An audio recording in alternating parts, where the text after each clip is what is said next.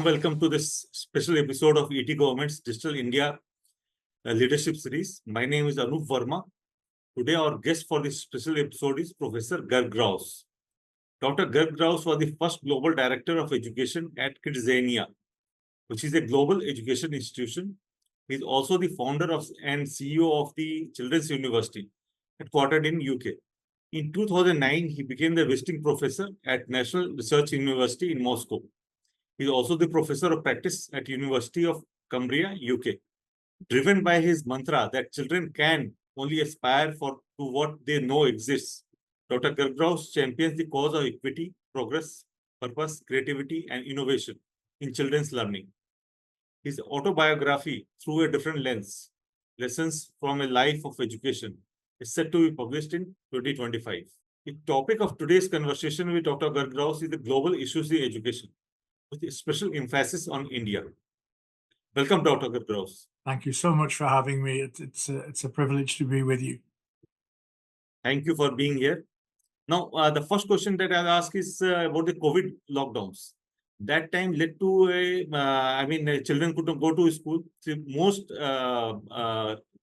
governments that took the decisive online turn. They decided to take the education should take a decisive online turn. The government of India also took several initiatives to encourage private sector and the government to build digital platforms and tools for taking education directly to the students. So have you observed the system of education in several countries? How do you see the difference in the nature of digital education in Western countries from that in India? I think first and foremost, we have to, I think time plays tricks with our memories. So we have to go back to that time and actually remember what happened. And what essentially happened was there was in UK terms, a 999 call, in USA terms, a 111 call. There was an emergency call, an emergency education call, and schools without any real preparation or practice were expected to go online as soon as possible and deliver. Now, first and foremost, I think we have to remind ourselves how extraordinarily well schools did this. There was no rehearsal. There was no, we did it better than in practice. It wasn't, and it was remarkable. And there was an ingenuity amongst the teaching professions that showed their passion for their jobs and for their vocation.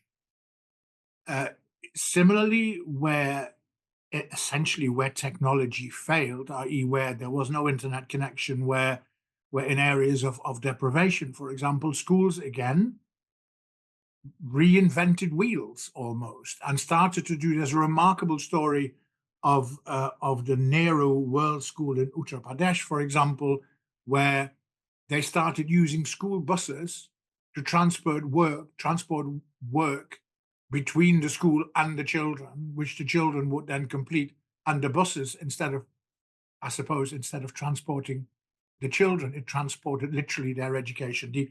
The inventiveness of it all, the creativity was incredible. I have another example of the international school in Accra in Ghana, again, where the head teacher, who I know quite well, rang me after about 8 weeks and said something very important. She said, "We will never go back to what it was like in 2019. With our older students, we will retain elements of online because this works so well with them." So I think firstly, we should, in the UK, every Thursday evening, people stood outside and quite rightly applauded the nurses and the medical professions. I feel now that perhaps there should have been another evening in the week when we should have stood outside and applauded the teaching professions.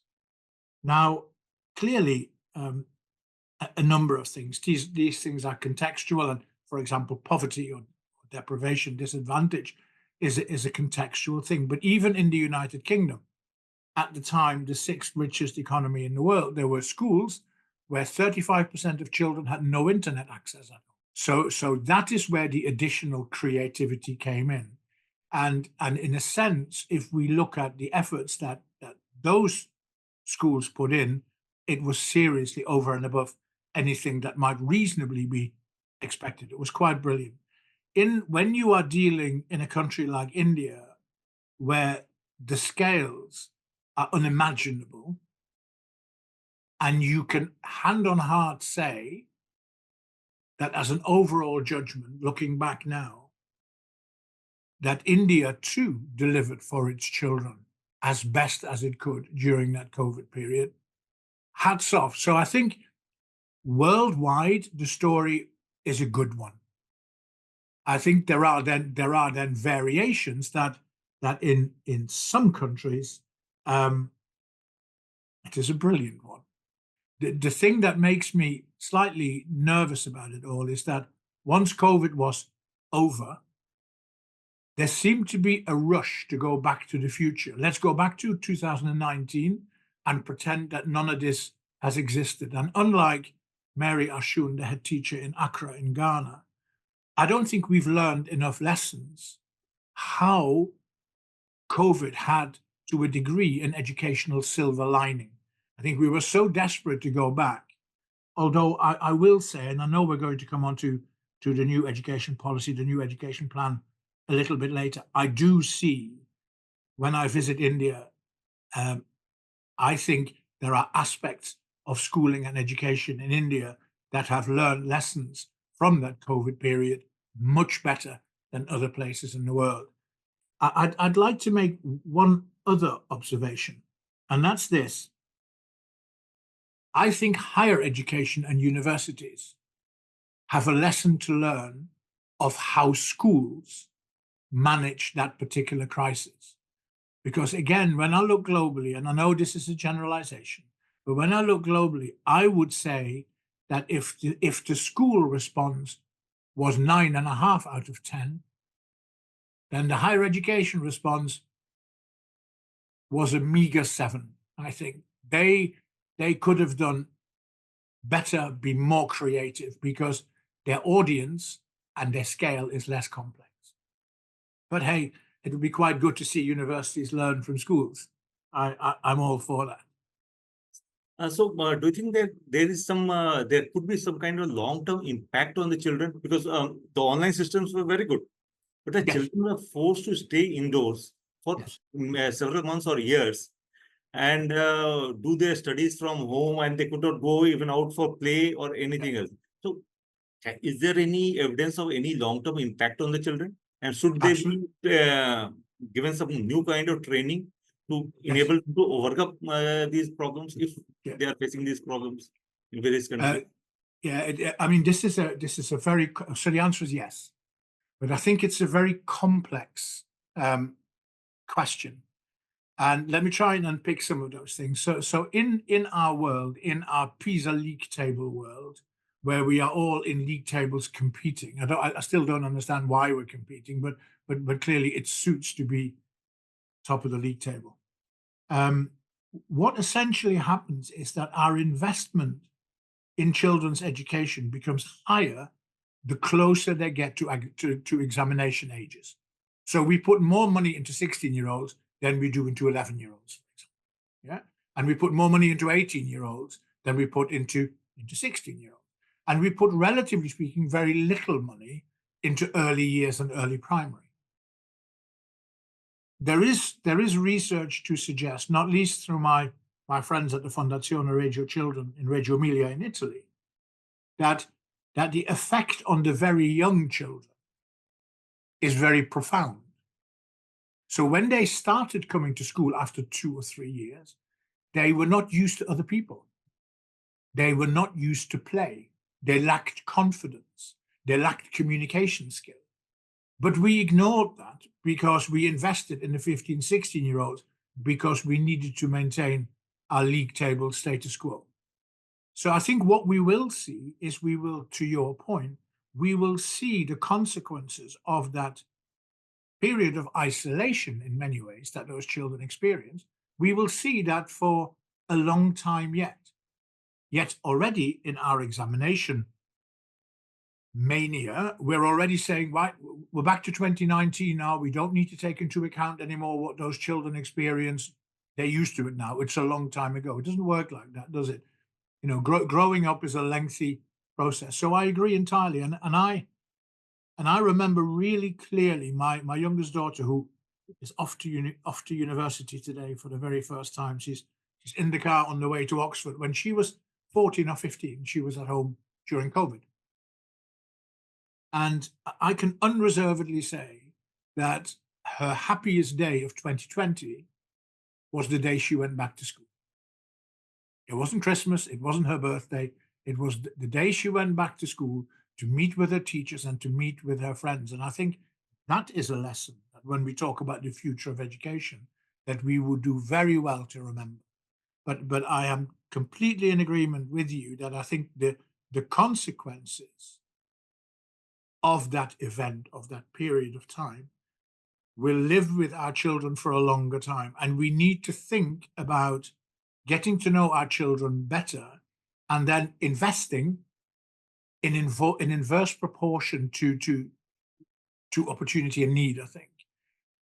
Because it and then also, if I just may highlight that, it wouldn't take a genius to work out that children from very advantaged backgrounds probably carry that less than children from very disadvantaged backgrounds. So the equity and social justice agendas will run through that like a thread.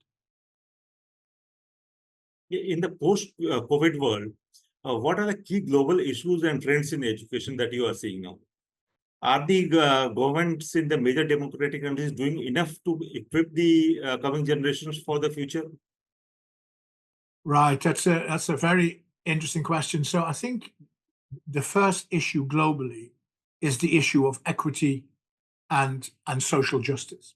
And what I mean by that is this, that when you can, want to, desire, or must become more reliable on technology, for example, then we must be very careful how we define that and that we do a very close analysis. So just go back to the COVID days. In the United Kingdom, the government were handing out laptops to people, and they were handing out laptops to children who had no internet connection at home.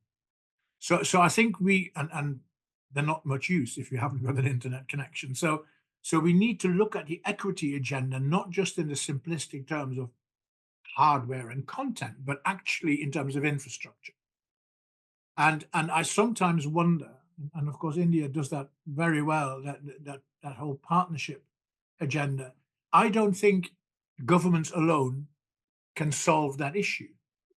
I think that's an issue of government, of society as a whole. We have to vote for this in a democratic way. We have to be in partnership with the private sector and the world of business, with NGOs and with many others. But I do believe that partnership cannot be a free-for-all. It needs to be regulated.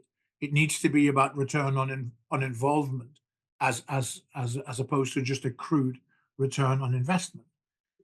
Linked to that, so equity and social justice, and of course linked to that is the introduction of technology. And I think we need to be very careful with the introduction of technology, because we are in a world where, as you know, in India as everywhere, we have fee-paying education and we have state education. Fee-paying education in many countries now is serious business. Yeah, and sometimes I get asked the question by school owners, do you think technology will replace teachers? So this is now a matter of economics and no longer a matter of education.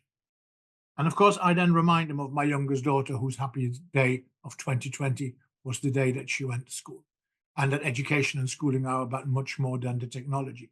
There is another side to it, which always makes me smile, because the school owners then get slightly uncomfortable. I think the introduction of technology will mean it costs more money.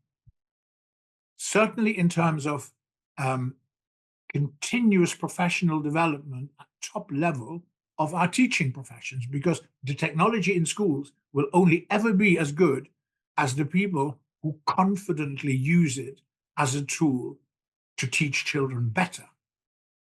So those challenges are quite phenomenal. And what I'm slightly disappointed about sometimes is this.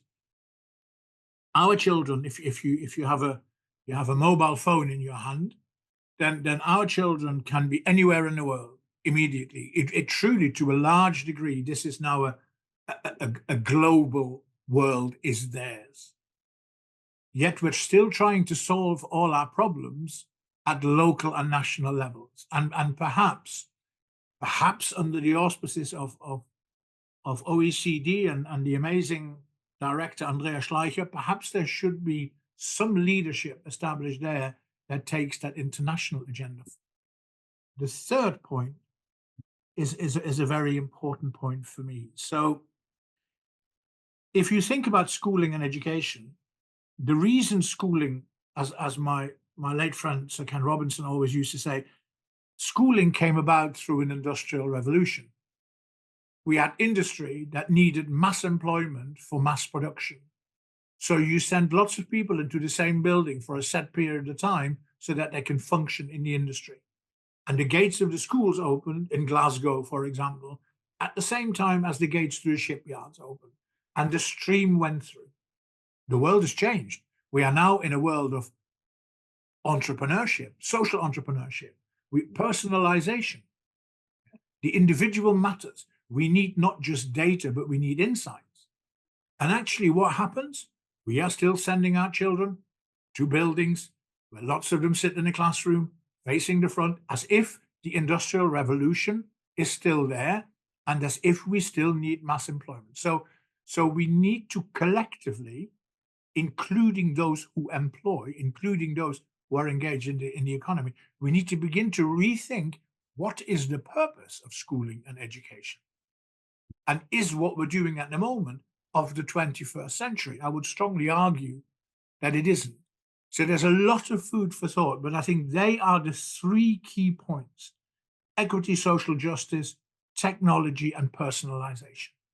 I think you made two very important points. One is that will technology replace the teachers? And the second is, what is the purpose of education? So I'd like to have a more detailed view on this.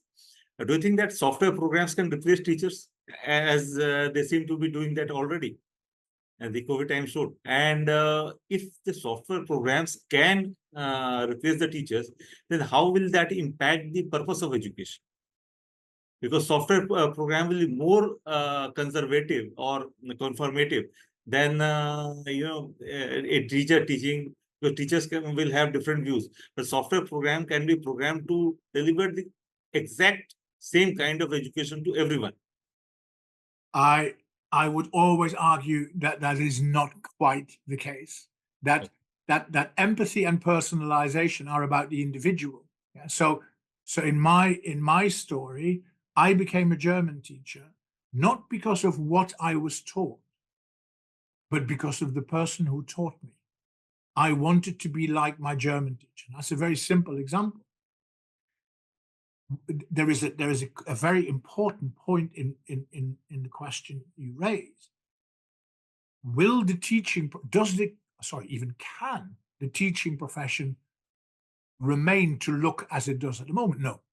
The teaching profession will need to change. And in many ways, utilizing the technology, the teacher should become, in a sense, the learning managers of the individual children, the project managers of their learning. But it needs to be led by humans, because in the end, we are a human society. And also in the end, I think that certainly at the moment, AI and technology is perhaps not quite as good as those who are trying to sell it to us would make us believe. So if it is, for example, through AI about recommendation of next steps, what I'm finding increasingly is that the next step given to the learner is a direct line, more of the same, but more difficult. But it never offers experience and says, now you need to come offline, you need to go to a park, you need to take this app with you and discover which flowers are in bloom so that you can feed this back in this project. So I'm doing some work with some friends in India on the development of what I would call hybrid 2.0. At the moment, our hybrid learning, as people call it, is like a car. Yeah, it's either petrol or electric. And actually, hybrid learning needs to do seamlessly both. And then we will still need teachers to guide the youngsters. there is a very valid argument to say the role of the teacher needs to change. It needs to also be of the 21st century. So, and I think what we also need to do, we need to make this a societal debate. This is not just about professors in universities or HR managers. This is about all of us, because there is something else about education and schooling, something that over the last 2 decades or so I've watched with regret. Where are the arts? Where are the humanities? Are we purely sending children to school to serve the economy, or are we sending children to school to serve society and humanity, of which the economy is a part? You have a choice as a country, as a society, which direction you want to go. I think India is making a very good choice at the moment. You earlier mentioned National Education Policy, NEP 2020. Yeah. So you are known to be admirer of the NEP 2020. Yeah. What is so special about NEP 2020 that you think that it will work in India? On the road to implementation, what bumps in the road do you see? I think there is. I'm a great admirer of the document, and I'll come to why in a minute. I think the admiration for the document and admiration for the implementation of the document will be two very different things, and it depends whose hands they're in. So first of all, let's go back to the context again. This enormous country with 1.4 billion people. For any government, any organization to come out with a document that is so well written, so well constituted, so well democratically consulted, and has such backing. I've spoken at numerous conferences in India, meet I don't know how many people, and I've had nobody said to me, this is a bad idea. So first of all, the courage to do this is admirable. Secondly, the way that this consensus has been arrived at is truly awesome. And I think that must not be underestimated. They're very, very difficult things. It recognizes context. So it isn't actually an Indian national curriculum. It is a framework to serve the country educationally. That's a very courageous thing to do. And one of the, as you know, one of the big debates is, well, which language shall we use in our school, or which languages? And I get asked questions about that quite regularly. There are then issues about, if we look at equity and social justice, what must we do to ensure that the poorest of the poor get an equally good deal to those who are very advantaged? And again, I look at the amazing work of Dr. Samanta and his colleagues at the Kalinga Institute of Social Sciences, for example. It's truly remarkable. So you already have amazing examples that can be adopted, adapted, and contextualized. The big challenge. So I'm full of admiration. I would argue that in my working life, it is singularly the most impressive policy document that I've read anywhere in the world. I have absolutely no doubt about it. The implementation, of course, is the hard bit, isn't it?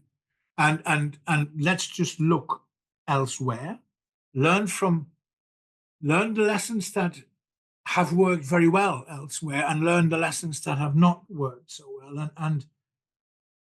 And then there are two other aspects. So let's talk about that first.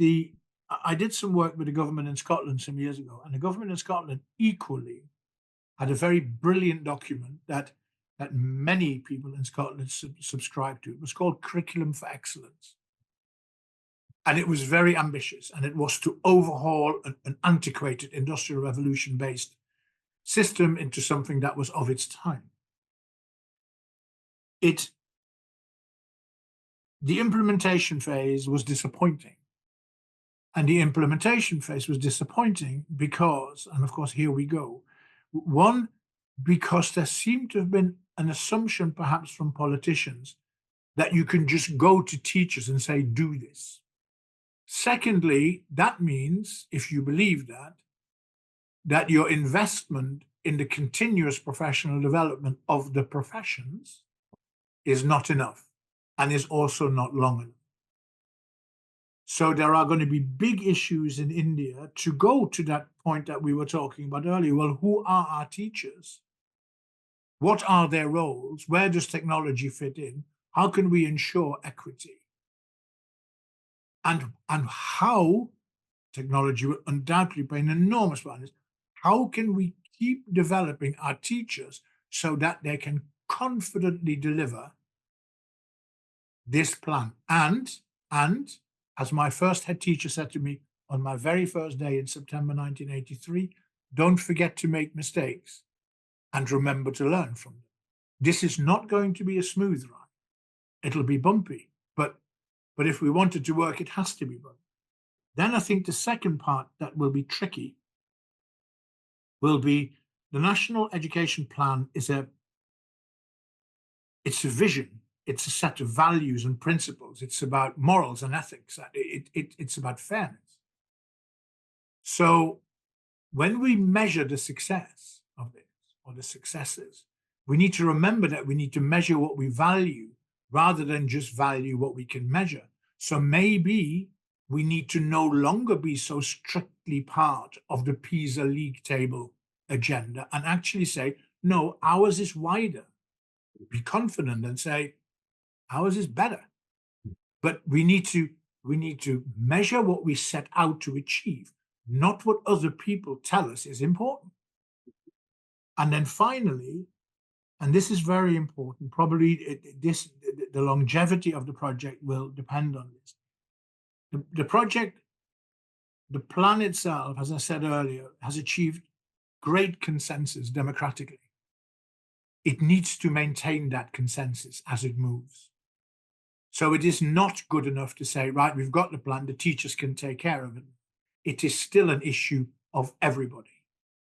And it is still an issue that as my favorite head teacher so often says, that every child is everyone's responsibility, not just the teachers. We need to ask about what is the role of the parents in this education plan? What is the role of the communities, of the business world, of the third sector, of the arts? Should universities not begin to work with 5-year-olds if we're talking about true personalization?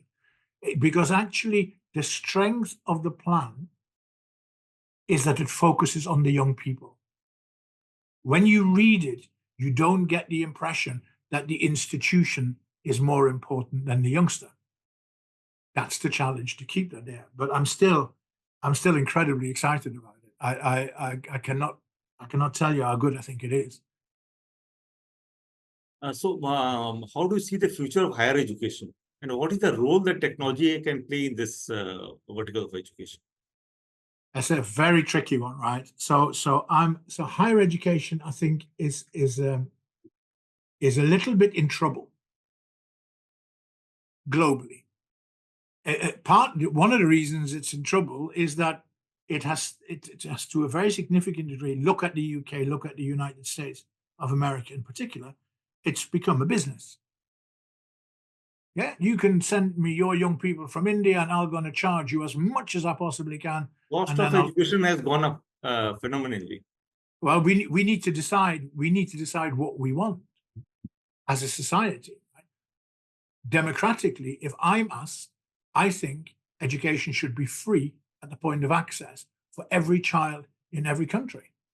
And I'm prepared to pay my taxes for that. Other people are not. But what is happening in terms of the business mentality of some universities, it is now exclusive. We no longer have an inclusive higher education agenda. That's an observation. The next observation is that not everybody needs to go to university. There seemed to have been this clamor, particularly in the Western world, that let's set targets. We want 75% of all people to go to. Why? Who's coming up with that number? Surely it is about appropriateness. Surely we need to strengthen elements of vocational education as opposed to just keep going the way we always have. So I'm slightly nervous about this. There are serious issues about elitism, equity, social justice. There are issues that I think that it's lost about who is it for, and why is it for certain people. And it is not a bad thing that you don't go to university. The role of technology in the university sector ought to be greater and better. Again, the internationalization of our young people themselves is not enough reflected. And I'm doing some work with universities in the Middle East, and indeed universities in India and universities in the UK, where we're simply saying, look, teacher training is an issue in every country. I think if we got 3 or 4 countries together and the universities together, we could deliver a much better program and a more attractive program for young people to want to join the teaching professions. The solutions do not lie within each little island. I'm also, of course, very excited about higher education because it is so full of brilliant people, and our young people will become excellent because of the other people who exist. I was in Kuala Lumpur last week. Very happy to meet again my very eminent friend, Professor Sugata Mitra of Indian heritage, of course, now currently residing in Newcastle. The hole in the wall experiment, those kind of things come out of pure genius. And so, but the question still remains: how do we get as much as possible of that to all children, young people, in an affordable manner? And how do we get that brilliance to work with the brilliant young people who might go into postgraduate programs? I think we need to relook at that higher education agenda. And I think perhaps yet again, the answer does not just lie with government, but I do think there are elements of regulation. I do not think that it's fair that in England, English young people pay £9,000 per year, and young people who come from other countries pay £40,000 per year, because that's how we can make the profit. I think that's morally not sustainable. And I know it's got more expensive. Thank goodness it's got more expensive. Maybe it means we've got better at it. It's maybe like hospital. But we need to find more creative ways than, in a sense, just robbing our neighbors. That seems, in an international education setting, that seems very short-sighted. So I perhaps urge a bit more debate and dialogue and care for the young people. You also talked about that the teachers have to transform themselves. Yes. Going forward. So what kind of transformation should they do? Should it be technological transformation or philosophical, or we need a new paradigm for education? Yes. So there is so technology, yes. Yeah, I was talking to somebody not that long ago. I still write with a fountain pen. I'm probably one of the very few people who writes with a fountain pen, because when the ballpoint pen came in when I went to school, the teachers didn't like that technology, right? So technology always needs to be adapted. We need to be ready for it.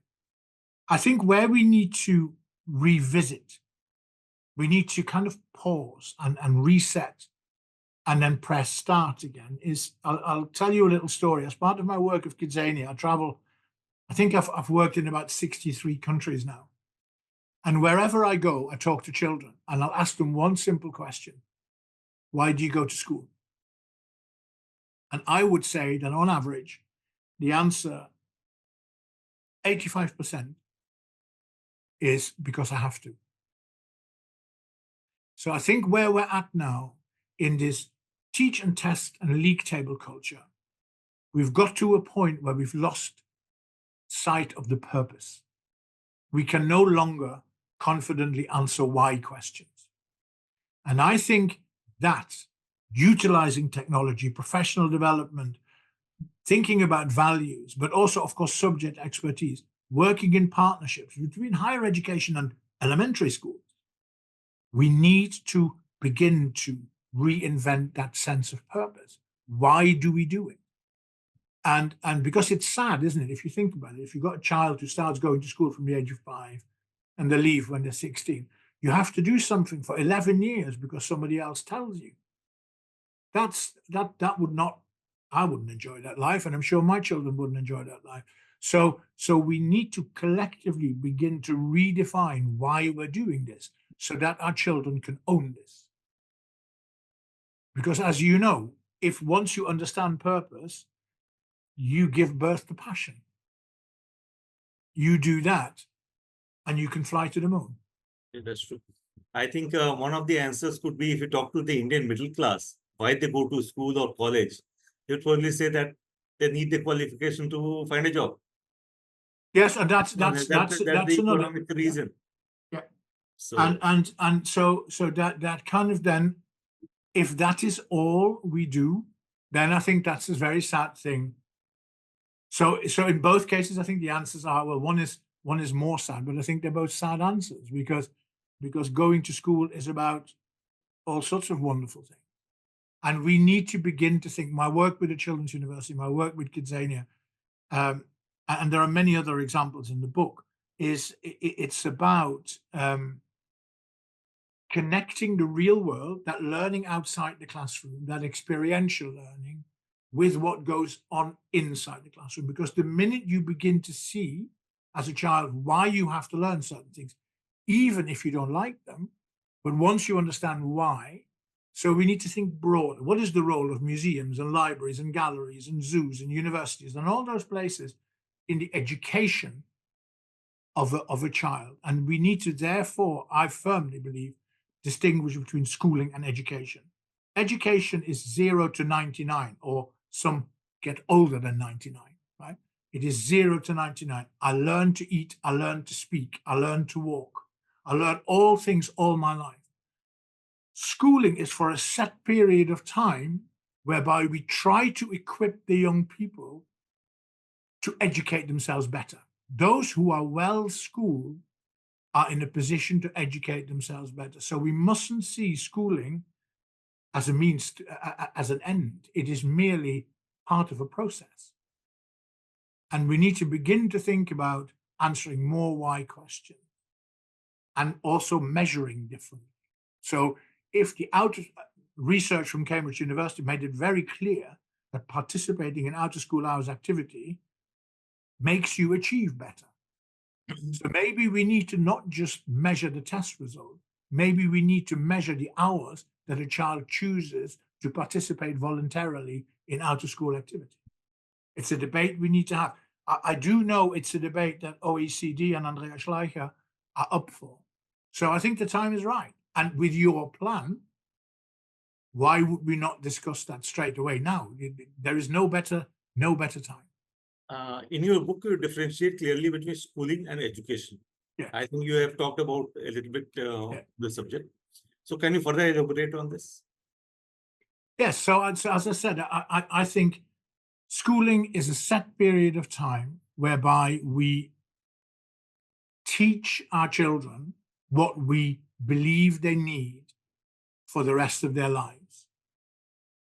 We don't teach them what to do all of their lives. We equip them. We give them a skill set, if you wish. We give them a lunchbox that they can eat at all sorts of times during their life. We need to recognize that education is wider.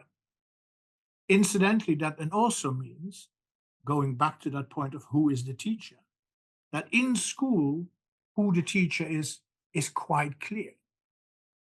But in education, everybody's a teacher. The parents are the teachers. The neighbors are the teachers. Then we're really back to that concept of it takes a village to educate a child. And therefore, schools need to have an ongoing dialogue with parents and carers and others about what to do next. What is the next step for your child? Who is going to do what? Why aren't we setting family homeworks? Why aren't we saying to parents, this weekend you need to take them to X, Y, or Z? You need to think about doing this, because we're all part of this. There is very much a thing that I sometimes think that schools are trying to keep parents at arm's length as much as possible. And there are quite a number of parents, particularly those who pay for their children's education, who think that when they write the check, they can also absolve their responsibility. None of that does the child any good? So we need to clearly differentiate, just to be really clear in our heads, what is what and who plays a part in which of those components. And so we must stop talking about just education. And what, again, going back to that point earlier, the Indian National Education Plan, when you read it, it is an education plan. It is not a schooling plan. It is much more than schooling. It is about choice. It is about how we want to see things, how they're right for our children because we live in a certain part. And that's just such an important thing. And another reason I admire it so much. There is one way that we can see India as a hub of education, in the sense that we have a very significant number of youngsters who are in the need of education. It is a relatively young country. And there are a lot of students, millions of students who are in the need of education. So, now there's a traffic light question that I would like to ask. Is the future of education in India red, amber, or green? And I think it's a really easy one. I think that's an easy question, right? But it'll come with a health warning. It's green. It's green because of your brilliant plan. It's green because of so many people who I've met, from teachers to owners to university people to Dr. Samantha at KISS.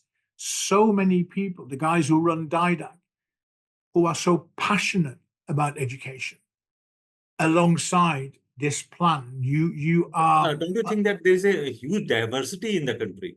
Yes. I mean, in terms of language, in terms of race, Yes. in terms of, social status.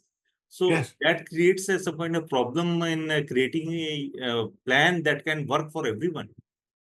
It's an interesting thing, isn't it? Whether you define, it depends how you look at a plan. I look at a plan as a framework so that everybody can be accommodated. It's about scaffolding and safety nets. Others look at a plan almost as a diktat. If you look at it as a diktat, then diversity becomes a problem.